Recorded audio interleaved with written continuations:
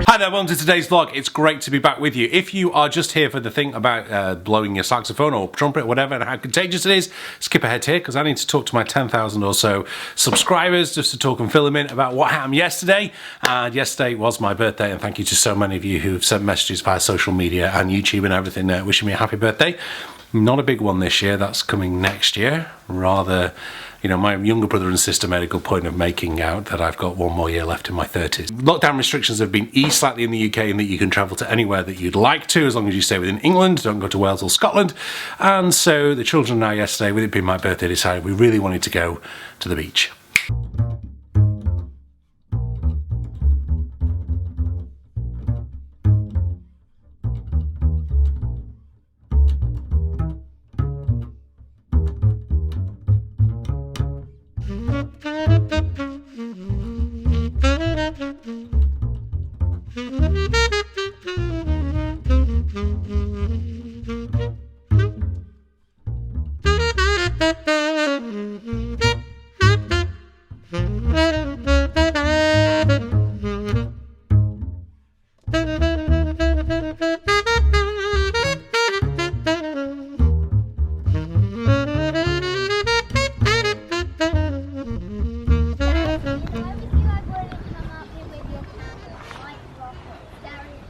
Are you saying I'm too old to climb up there now? I won't. At least I hope I won't. Anyway, today is my birthday, hence the title, and asked where I wanted to be on my birthday. Well, with these two in my favourite place on earth, the top on the beach in Fleetwood, my hometown.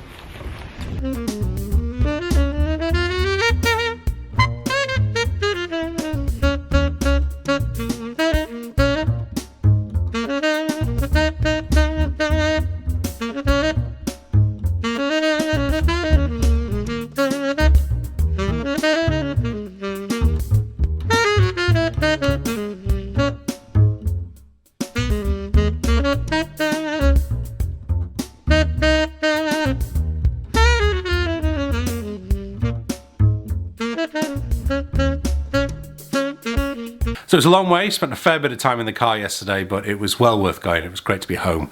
My first birthday actually back in Fleetwood in 15 years, so it was amazing to be back home. But I wanted to talk today, the main topic of today's vlog is to talk about this article that I found on Medium, which is about the fact that wind instruments might not be as contagious as we think, because there was a study done in Germany. You can see some of the videos coming in here. Thank you to the person who is within the credit, where they are basically playing a bassoon and an oboe with these cloud things to try and see kind of what's happening with, you know, when you blow a wind instrument, how is that disturbing the air? And the fact is that saxophones, trumpets, bassoons, oboes, clarinets are not causing a huge amount of air disturbance when they're being played. Therefore, they are, if the person is asymptomatic, they are not causing as much difficulty. A few of you have asked me, you know, was it safe for me to do the gig that I did here last Friday? Yes. One of the main reasons why I was comfortable playing the saxophone in that room is that I am under a regular testing regime through the Oxford University and the Office for National Statistics here in the UK. So I was tested even on, I think, Thursday or Friday morning. I'm trying to remember, it was Thursday morning, I can't remember now. I got the test results back before the gig anyway, so it must have been Thursday morning, and I'm totally clear, or I was then. I'm not asymptomatic, so I felt confident that I wasn't going into that room and blowing virus around the room and infecting the other musicians. Yes, there's the idea about the mask, but the science in the UK seems to be, but then again, you know, we're not quite sure, everything seems to move, that masks seem to prevent you from passing it on rather than other people kind of, you know, having it passed on to you. So this is what I'm getting at. So effectively, your saxophone is as safe as going out wearing a mask. Charlie and I decided to wear some masks last week. but maybe we don't wear those masks. But you know, you could basically take saxophone down the shop. Maybe that would be a good way of spreading subject. Maybe not. Maybe people won't want you to do that. But certainly, there is certainly a lot of within this study from two things, from the Freiburg University of Music and from the Bamberg Symphony Orchestra, talking about how, and showing you within this video that, you know, we're not kind of spreading a lot of viral load by playing the saxophone. When people cough, however, notice the disturbance within the airflow there, within the fog that they're generating. You know, it obviously needs to be, all the usual caveats, needs to be peer reviewed. You should keep your social distancing, just as we did on the gig on Friday. But it does give me some confidence that, you know, when we start to return back to a little bit more of normality, we don't have to be as wary as we possibly could be by, you know, blowing saxophones, trumpets, whatever, and covering people in lots and lots of virus, because I don't think we're going to be doing that. So it'd be interesting to hear your thoughts. I mean, how are you guys all doing? I mean, I don't know how many of you have been exposed to it. I know it's a pretty nasty thing. As I said, my kid's mum Katie's had it, and she's still 7-8 weeks later got pain in her lungs. It's still kind of left some damage there. So, you know, you really got to be careful with it and, you know, stay safe. And I think we're still, you know, learning about it all the time, aren't we? And yeah, it is worrying about what's going to happen, you know, the future. But as a CEO of a concert hall said to me, I was talking to a couple of weeks ago in a meeting, it is boiling hot here today in the UK, by the way. They said to me, you know, we've only really had this for, you know, we've only really known about it for sort of 12 weeks, something like that, in terms of it starting to be an issue, maybe less than 2.5 months, particularly here in the UK. I know lockdown day 50 odd today, but, you know, it's not that long when we're looking at what are we going to be doing in September, what are we going to be doing at Christmas into the new year. So things may have changed quite considerably by then. But the positive news is we're not causing major issues by playing our saxophones.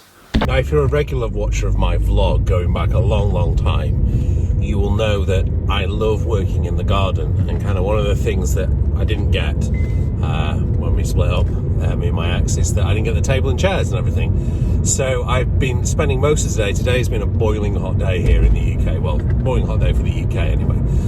And I've no garden furniture, and I love working outside in the garden if I can. Obviously, I can't really teach out there, but I can do my admin, and I just used to really enjoy taking my laptop out, sitting, having a nice glass of something, and doing my admin work and everything. So I can't do that at the moment, but I've managed to win a nice-ish table and chairs on eBay, because I was on Facebook Marketplace all day and they were just going like hotcakes. I was asking people what the measurements were, and before they responded to me, people had bought garden furniture. Because what has happened in the UK is the first nice day of spring, everyone suddenly realises I've no decent garden furniture, I need to get some. So that's what I'm on the way to do.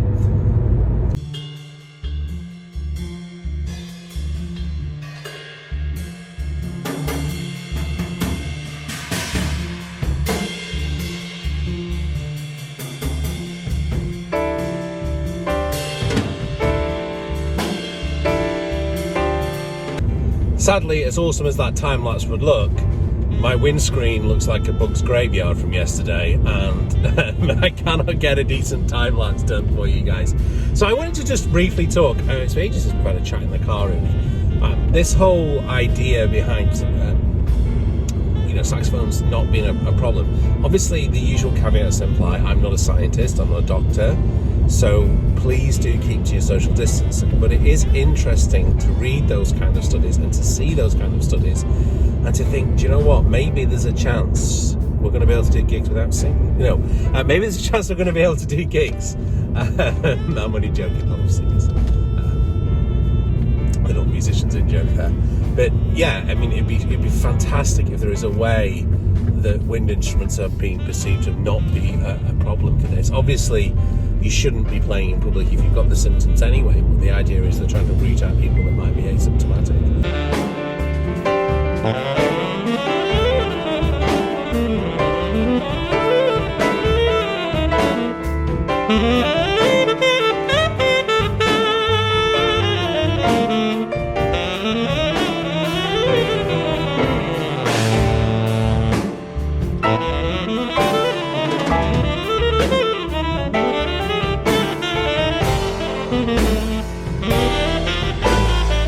So, garden furniture all packed, barely any room for me in the car, but we've got it in just.